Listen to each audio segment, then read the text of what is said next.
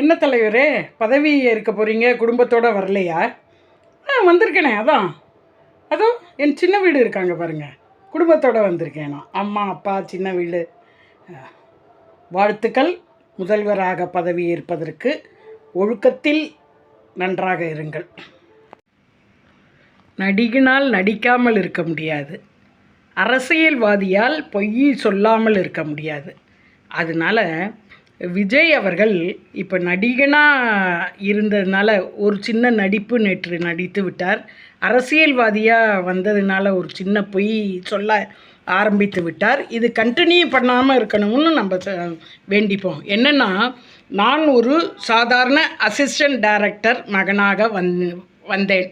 Correct, assistant director மகனாக வந்தீங்க, அதில் உண்மை. நானும் வறுமையும் பசியும் பார்த்துள்ளேன். கண்டிப்பாக இவர் வறுமை பசி பார்த்தது கிடையாது. எப்படி வறுமை பசி பார்த்திருப்பார்? வறுமைனா என்னன்னு இன்னும் அவருக்கு தெரியல. வறுமைனாயும் பசியும்னா என்னன்னு தெரியல. வறுமை பசி பார்த்திருக்க மாட்டார் இவர். அதில் கொஞ்சம் தன்னை பூஸ்டப் பண்ணிட்டார். அது யூஸ்வலாக நடிகனுக்கும் அரசியல்வாதிக்கும் இருக்கும் நடிப்பு பொய் அங்கு வெளிப்பட்டது.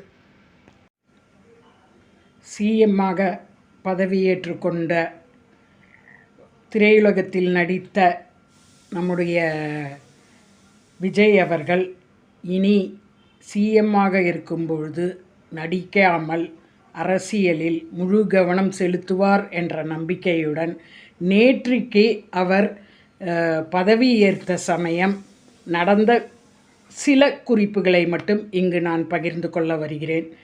அவர் பாருங்கள், ஏதோ ஒரு மாற்றம் கொண்டு வரணும், மாற்றம் கொண்டு வருவேங்கிறத ஆரம்பத்திலே ஒரு மாற்றத்தை கொண்டு வந்தார். என்ன மாற்றம்?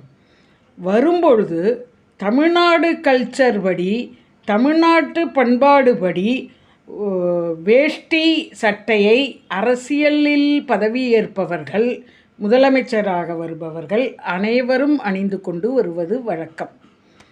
இப்போ இவர் முதலமைச்சராக பதவியேற்கும் பொழுது இவர் செய்த முதல் மாற்றம், அங்கு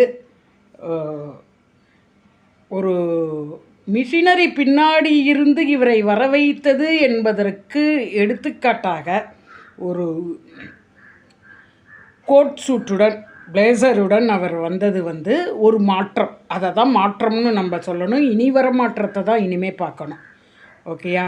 இப்போ நம்மளுடைய மரபுங்கிறது, நான் கல்யாணத்துக்கெல்லாம் சாரி கட்டிட்டு போ, வேஷ்டி கட்டிட்டு போ, இந்த உன்னுடைய பாரம்பரிய உடையில் போ அப்படின்னு தான் சொல்லுவாங்க.